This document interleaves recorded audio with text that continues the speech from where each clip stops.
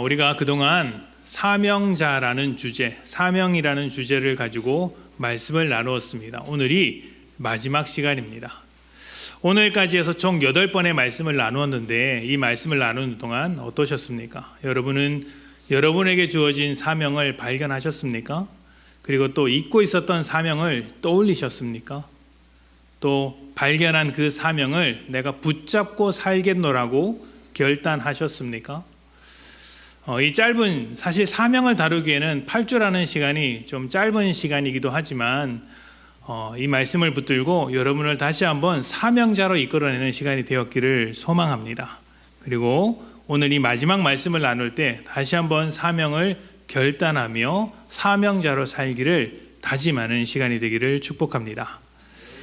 자, 사명이라는 것은 단순히 교회에서 봉사를 하거나 어떤 직분을 맡는 것만 말하는 것이 아닙니다. 사명은 하나님께로 부름을 받아 하나님 나라를 위해 책임 있는 삶을 살아가는 것입니다. 보통 구원이라고 하면 인생의 막중한 책임으로부터 자유하게 되는 것이라고 생각하기가 쉽습니다. 또는 내게 어려운 사정이 있을 때 그 사정으로부터 벗어나는 것을 구원이라고 말을 하죠. 신약시대 같은 경우에는 신약시대 유대인들의 입장에서 그들의 구원은 율법의 무거운 책임으로부터 벗어나는 것으로 이해할 수도 있습니다. 그런데 율법의 무거운 책임으로부터 자유라는 것이 율법으로부터의 자유는 아닙니다. 율법의 무거운 책임으로부터 자유한 것이지 율법으로부터 자유하게 되는 것은 아닙니다. 왜냐하면 예수님은 율법의 완성으로 오신 분이기 때문입니다. 율법이라는 것은 무엇일까요? 단순히 우리가 지켜야 할 법, 규범으로 끝나는 것일까요? 사실은 율법에는 더 깊은 의미가 있습니다. 율법은 하나님의 은혜, 그 은혜의 결과물입니다. 하나님께서 노예 생활하던 이스라엘을 건져내셨습니다. 그리고 그들을 이끌고 가나안 땅으로 들어가게 하시죠. 이때 율법을 언제 받았습니까? 애굽에서 노예 생활할 때 율법을 받았습니까? 아니면 가나안 땅에 들어가기 전 광야 생활할 때 율법을 받았습니까? 언제 받았죠? 광야에서 받았습니다. 무슨 말이냐면 율법을 잘 지키면 애굽에서 건져내 주겠다가 아니라 애굽에서 건져내신 뒤에 그들을 자유롭게 만드신 뒤에 율법을 주셨다는 것이죠. 다시 말하면 율법이 구원받는 조건은 아니었다는 것입니다. 자, 율법은 노예로부터 벗어나 자유하게 되었을 때, 광야로 들어섰을 때 그때 주신 것입니다. 광야의 자리가 어떤 자리예요? 홍해를 지나왔기 때문에 더 이상 애굽으로부터 영향을 받지 않는 자리, 지배받지 않는 자리. 그래서 이스라엘이 스스로 판단하고 스스로 결정해야 할 자유로운 자리입니다. 그곳에서 하나님의 백성으로 살 것인지 아니면 여전히 우상의 지배를 받을 것인지를 결단해야죠. 그 결단을 어디서 합니까? 율법을 받는 시내 산에서 하게 돼요. 자, 그러면 율법은 언제 받은 것입니까? 자유를 입었을 때, 그 자유를 입었을 때 율법이 주어졌습니다. 여러분, 자유란 무엇일까요?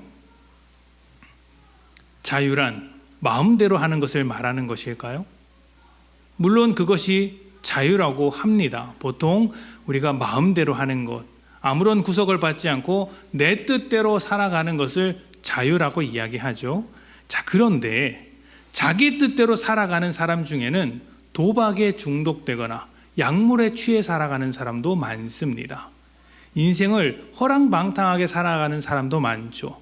그런 사람의 인생을 보면서 여러분은 정말 자유로운 인생이다라고 이야기하십니까?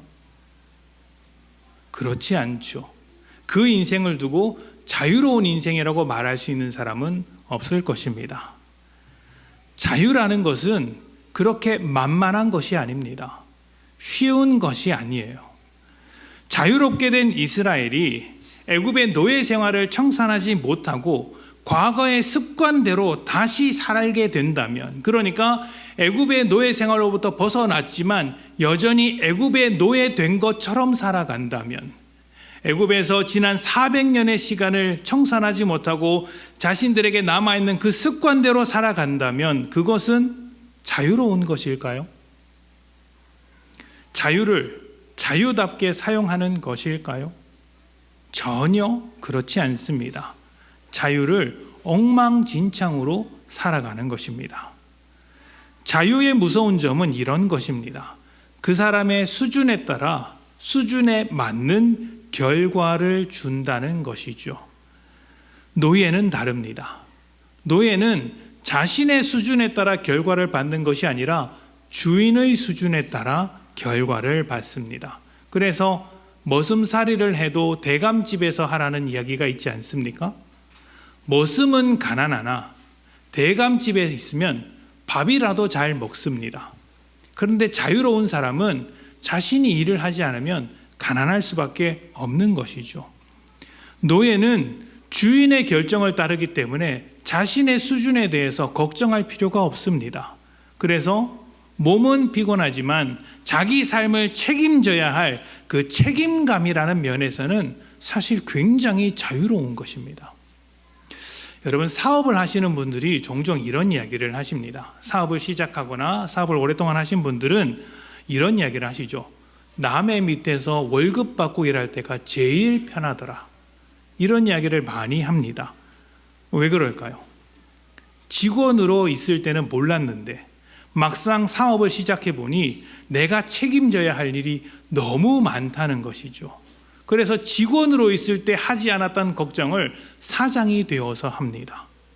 자유란 그런 것이에요. 회사에서 누가 가장 자유롭습니까? 사장이 제일 자유롭습니다. 근데 사장만큼 책임에 눌려 살아가는 사람도 없죠. 자유는 책임의 또 다른 말일 수가 있습니다. 자유롭게 된 이스라엘은 애굽으로부터 멀리 나왔습니다. 하지만 몸이 멀어졌다고 해서 400년 동안의 그 습관, 그 생각과 마음이 단숨에 바뀌지는 않죠. 여전히 그들의 생각과 삶은 애굽의 영향력 아래 있습니다. 우상을 섬기던 그 습관을 따라 살고 있는 것이죠. 하나님의 백성이라는 이름을 가졌으나 하나님을 이해하지 못하고 하나님의 뜻대로 살아가는 것이 무엇인지도 발견하지 못했습니다. 자유가 주어졌으나 여전히 노예로서의 근성, 노예 근성이 남아있는 것입니다. 자유를 어떻게 사용해야 할지 모릅니다. 마치 사장이 되었으나 여전히 직원처럼 살고 있는 사람과 같은 것이죠. 그렇다면 이들에게 필요한 것은 무엇일까요? 자유를 어떻게 사용하는지에 대한 교육이 필요합니다. 자유를 자유답게 사용할 실력을 갖추는 시간이 필요합니다. 실력이 있어야 돼요. 자유도 실력이 필요합니다. 우리가 자녀들을 교육하는 이유가 무엇입니까? 그들이 성인이 되었을 때, 부모의 영향력으로부터 벗어났을 때 한 사람의 몫을 제대로 하라고 지금 교육하는 것 아닙니까? 이것처럼 하나님도 이스라엘 백성을 다양하게, 그들에게 주어진 자유를 하나님 안에서 풍성하게 사용하라고 다양하게 교육하셨는데 그 교육 방법 중에 하나가 율법입니다. 그래서 율법은 하나님의 백성이 되기 위한 조건이 아니라 하나님의 백성답게 책임 있는 삶을 살아가기 위해서 주어진 것입니다. 그들의 실력, 그들의 수준을 높이기 위한 것이죠. 마태복음 11장 28절부터 30절입니다. 마태복음 11장 28절부터 30절까지 말씀 우리 다 같이 봉독하겠습니다. 자, 시작. 수고하고 무거운 짐진 자들아 다 내게로 오라. 내가 너희를 쉬게 하리라. 나는 마음이 온유하고 겸손하니 나의 멍에를 메고 내게 배우라. 그리하면 너희 마음이 쉼을 얻으리니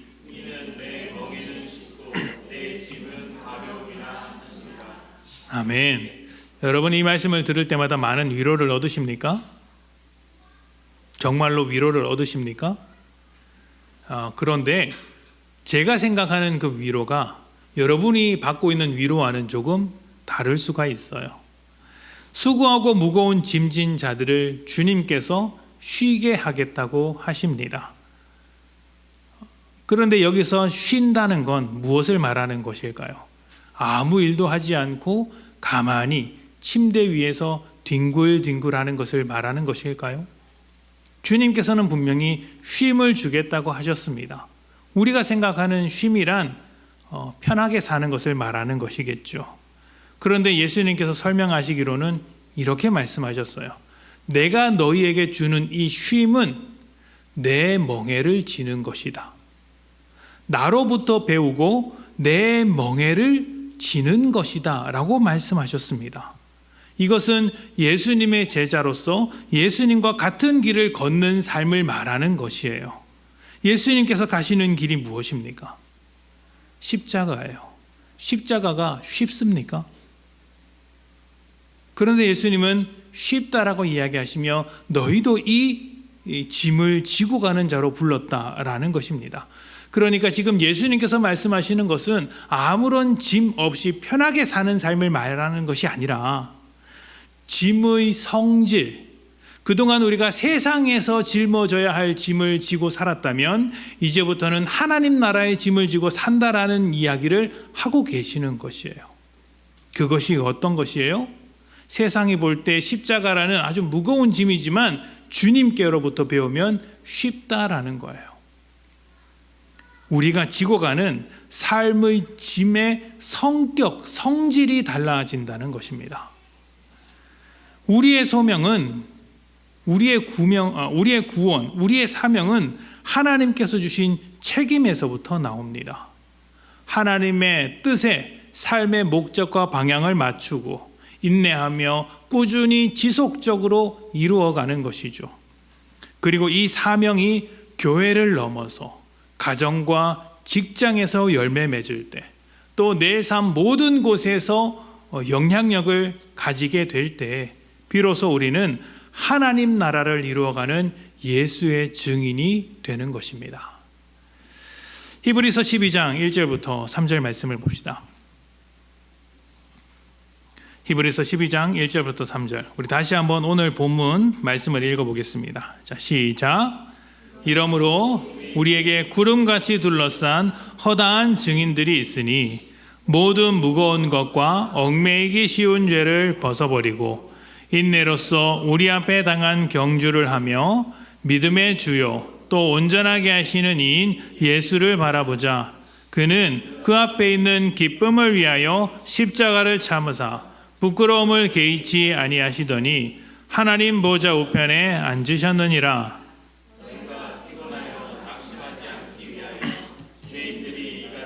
자기를 거역하신 이를. 아멘. 자, 오늘 말씀은 사명자로 살아가야 할 우리에게 이렇게 이야기합니다.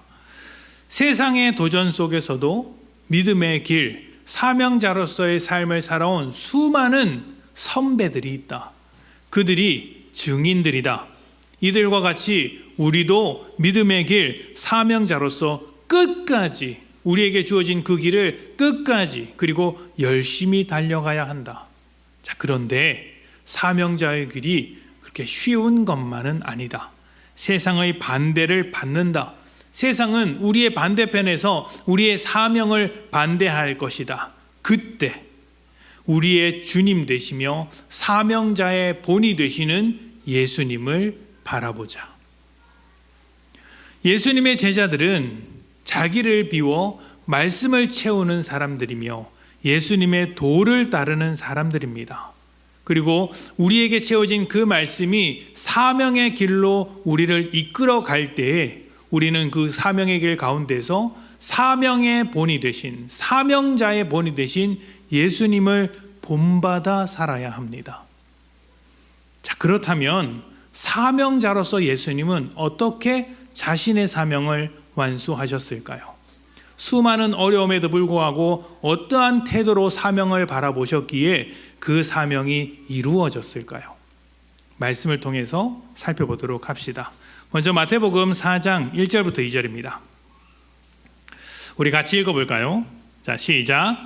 그때 예수께서 성령에게 이끌리어 마귀에게 시험을 받으러 광야로 가사 40일을 밤낮으로 금식하신 후에 줄이신지라. 아멘. 자, 예수님께서 본격적으로 사명자의 길을 걷기 시작할 때 가장 먼저 하신 일이 무엇일까요? 시험을 당한 것입니다. 마귀에게 시험을 당하기 위해 광야로 들어가신 사건이죠. 이것이 사명자로서 가장 먼저 했던 일입니다. 어떤 시험이 있었습니까? 40일 동안 광야에서 금식하며 기도하신 뒤에 사단이 찾아와서 땅에 있는 수많은 돌들을 배고픈 너를 위해 떡으로 만들어 먹으라는 것이었습니다.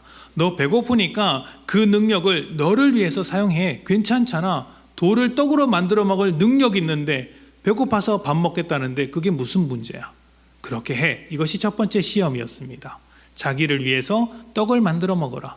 두 번째가 무엇이죠? 성전 꼭대기에서 뛰어내려서 너가 정말 하나님의 아들인 것을 증명하라는 것이었습니다. 성전 꼭대기에서 뛰어내리면 천사가 받아줄 것 아니냐. 그로 인해서 너 자신이 하나님의 아들이심을 증명할 수 있다라는 것이 두 번째 시험이었어요. 마지막 세 번째 시험은 무엇입니까? 세상의 모든 영광을 얻는 왕이 되기 위하여 사탄에게 경배하는 것이었습니다. 이 세 가지 시험이었죠. 이 장면에서 가장 놀라운 점이 무엇일까요? 이 시험 받는 장면에서 가장 놀라운 점. 예수님께서 사탄에게 시험을 받으신 그 사실이 가장 놀라운 것입니다. 예수님은 하나님의 아들이세요. 사단이 예수님보다 높습니까? 예수님보다 강합니까? 예수님은 말 한마디로 사단을 물리치고 귀신을 물리치신 분이세요. 이렇게 시험하러 온 사단을 얼마든지 물리칠 수 있습니다. 물러가라. 감히 오게 못할 수 있죠. 그런데 예수님은 스스로 성령에게 이끌리어 광야로 시험을 당하러 들어가셨습니다. 시험을 받으러 스스로 들어간 것이 가장 놀라운 점이에요. 사명을 위해 시험을 당해야만 하는 그 낮은 자리, 광야의 자리로 들어가신 것입니다. 여러분, 사명은 높아지기 위한 것이 아닙니다. 낮아지기 위한 것입니다. 높아지려는 마음이 있으면 절대 사명을 이룰 수 없어요. 교만은 사명의 적입니다. 만약 예수님께서 사단의 시험에 그대로 응하셨다면 어떻게 되었을까요? 자기를 위해서 돌을 떡으로 만들어 먹었다면, 그리고 자기를 증명하기 위해서 성전 꼭대기에 올라가셨다면, 그리고 세상의 모든 것을 얻기 위하여 사단에게 경배했다면, 세상과 타협했다면 예수님은 사명자로서의 삶을 완수할 수 있었을까요? 하나님의 사명 가운데 자신을 드리는 사람이 되었겠습니까? 아니면 자기를 증명하기 위해 살아가는 세상과 같은 자가 되었겠습니까? 세상과 같은 자가 되었겠죠? 그래서 예수님께서 이 시험을 당하시면서도 모두 물리치신 것이에요. 사명을 당하다 보면 시험을 당하는 자리로 내려가야 할 때가 있습니다. 그리고 사단과 같이 자신보다 더 낮은 자에게 굴욕을 당할 때도 있습니다. 자존심이 구겨질 때도 있겠죠. 고난과 십자가는 사명자에게 반드시 따라오는 것입니다. 그때 우리는 예수님을 본받아야 합니다. 예수님께서 성령에게 이끌려 가장 낮은 자리, 그 광야로 내려가신 것처럼 사명자된 우리도 예수님처럼 낮아져야 합니다. 자신을 내려놓고 사명을 따라가는 것이죠. 예수님께서 하신 것처럼 우리의 낮아짐이 우리의 사명을 이루어갈 것입니다. 사명을 생각하며 낮은 자리도 감당하는 복된 여러분 되시기를 축복합니다. 자, 두 번째 말씀입니다. 마태복음 14장 12절부터 14절입니다. 마태복음 14장 12절부터 14절 우리 같이 봉독합니다. 자, 시작. 요한의 제자들이 와서 시체를 가져다가 장사하고 해서 예수께 아뢰니라. 예수께서 들으시고 배를 타고 떠나사 따로 빈들에 가시니 무리가 듣고 여러 고을로부터 걸어서 따라간지라. 예수께서 나오사 큰 무리를 보시고 불쌍히 여기사 그 중에 있는 병자를 고쳐 주시니라. 아멘. 자, 침례 요한이 헤롯 안티파스에게 죽임을 당합니다. 사실 억울하게 죽임을 당한 것이죠. 음모로 인해 이렇게 사형을 당하게 되었습니다. 그리고 그가 죽었다는 소식이 예수님의 귀에 들렸습니다. 사실 침례 요한은 하나님 나라를 선포하다가 죽은 첫 번째 인물입니다. 어떻게 보면 첫 번째 순교자, 신약 성경에 나오는 첫 번째 순교자라고 말할 수 있겠죠. 예수님의 길을 준비하며 예수님에게 침례까지 베푼 요한이 죽었다는 소식을 들었을 때 예수님의 마음은 어떠셨을까요? 슬프고 애통하는 마음이 있지 않았겠습니까? 그래서 예수님은 그 소식을 듣자마자 수많은 사람들을 피해 빈 들로 나아갑니다. 아무도 없는 들로 가신 것이죠. 그곳에서 무엇을 하셨을까요? 혼자만의 기도 시간, 하나님께 기도하는 시간을 갖고자 하셨죠.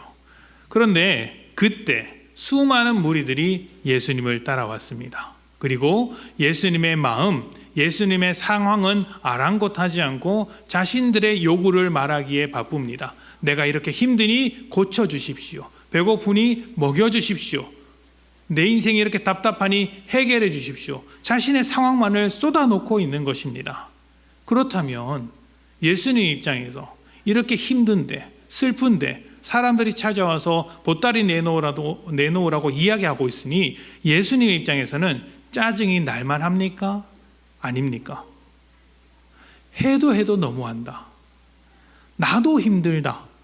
시간을 좀 다오라고 짜증을 낼 법하지 않습니까? 여러분이라면 짜증 안 나겠어요? 짜증이 나죠? 그런데 예수님은 그들을 다 받아주셨습니다. 그리고 고쳐주십니다. 어떻게 이런 일이 가능할까요? 말씀을 보니까 예수님께서 그들을 보실 때 불쌍히 여기셨다라고 이야기를 합니다. 불쌍히 여기는 마음, 죄인들을 긍휼히 바라보는 마음, 이것은 하나님의 마음이기도 하죠.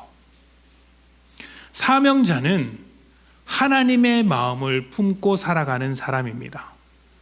때로는 내가 감당하기 어려운 아픔이 있을지라도, 정말 힘든 상황 속에 있을지라도 하나님의 마음을 포기하지 않는 사람, 그가 사명자입니다. 이 시간 여러분의 마음은 무엇으로 가득하십니까? 여러분의 마음은 하나님의 마음과 같습니까? 아니면 세상을 요구하며 하나님의 마음으로부터 벗어나 있습니까? 이 시간 이후로 여러분의 마음이 하나님의 마음과 같이 되었으면 좋겠습니다. 여러분 스스로를 어떻게 생각하세요? 대단한 사람이라고 생각하십니까? 대단하지 않죠? 저는 대단하지 않은 목사라고 생각을 합니다. 저는 목사의 자격이 없는 목사라고 생각을 합니다. 늘 그렇게 생각을 합니다. 그런데 종종 이런 생각도 합니다. 목사의 자격 없는 저를 목사로 불러서 세우신 하나님도 참 대단하다. 그런데 이 목사와 함께 믿음 생활을 하고 있는 이 성도들을 이 자리를 불러주셨구나. 왜 이들을 여기 불러주셨을까? 나 같은 사람도 필요한 사람들이구나. 참 불쌍하다. 참 불쌍하다. 나라도 잘해야 되겠다라는 생각이 드는 것이죠. 그러니까 여러분, 왜 옆에 있는 성도들과 함께 신앙생활을 하고 있고 왜 그 가정에서 살겠습니까? 여러분이 대단한 사람이 아닌데 왜 여러분을 사명자로 불러 그 가정에서, 이 교회에서, 그 직장에서 살게 하시겠어요?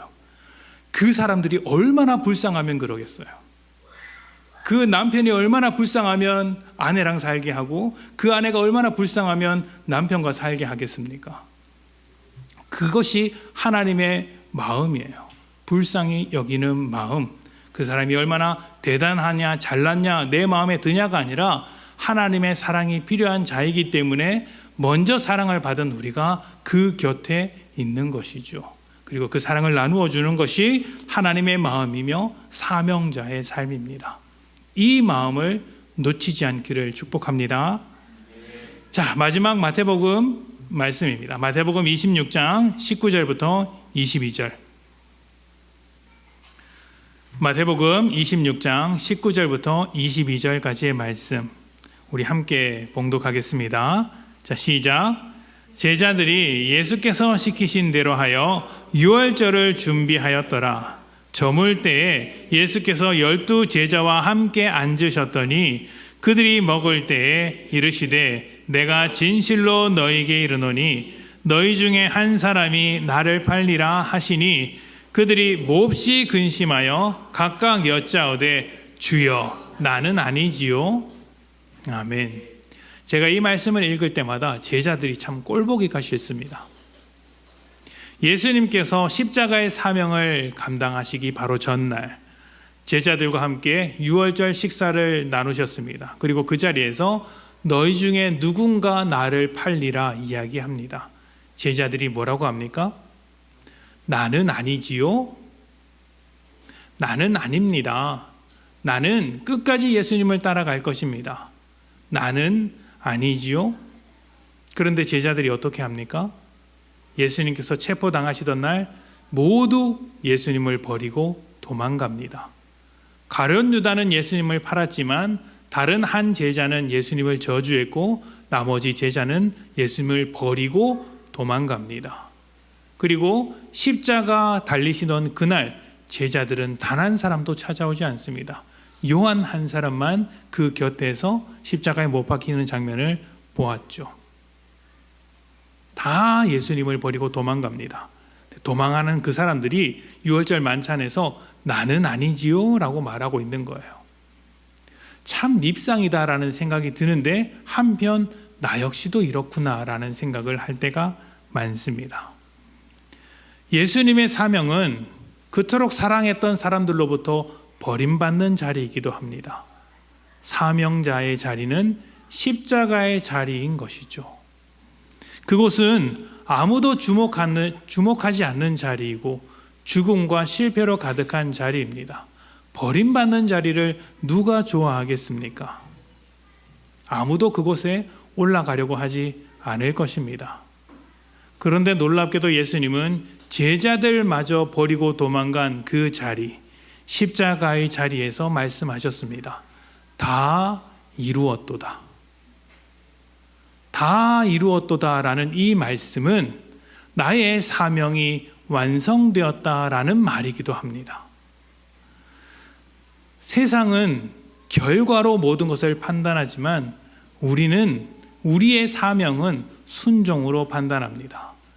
실패하는 그 자리에서 하나님의 사명이 완성될 때까지 감당할 수 있는가? 하나님의 일을 바라보며 하나님께 소망을 두며 사명의 자리를 감당할 수 있는가? 인내할 수 있는가? 이것을 묻고 있는 것이죠. 여러분의 소망은 세상 가운데 있습니까? 성공 가운데 있습니까? 아니면 하나님께 있습니까? 소망이 하나님께 있다면 예수님께서 십자가에서 사명을 다 이루신 것처럼 세상이 환영하지 않는 그 자리에서 우리의 사명을 완성할 수 있습니다. 오직 소망을 하나님께 둔 사람만이 그렇게 할 수 있는 것이죠. 여러분도 하나님께 소망을 두고 사명을 이루어 가시기를 축복합니다. 사랑하는 여러분, 사명의 자리는 순간의 결심이 아니라 평생의 여정입니다. 그 길에는 눈물도 있고 어려운 상황도 있고 고난도 있겠죠. 그때마다 사명을 포기하고 싶을 때가 있을 것입니다. 그러나 여러분, 예수님께서 그 길을 먼저 걸어가셨습니다. 그분은 사명을 위해 낮아지셨고 사명을 위해 슬픈 가운데서도 사람에게 긍휼하셨으며 사명의 자리에 결과가 보이지 않아도 실패라는 뻔한 결과가 보일지라도 끝까지 순종하셨습니다. 사명을 완성하신 것이죠. 사명자 된 여러분, 예수님께서 가신 그 길을 본받아 가십시오. 하나님께서 부르신 그 자리에서 오늘도 믿음으로, 그리고 내일은 인내로 사명을 완수하는 것입니다. 그리고 세상이 주목하지 않는 그 사명의 자리에서 끝내 다 이루었다는 고백이 여러분의 입술 속에서 나오기를 축복합니다. 하나님께서 다 이루어낸 여러분의 사명을 통해 하나님 나라를 이루어 가실 것입니다. 우리 함께 기도합시다.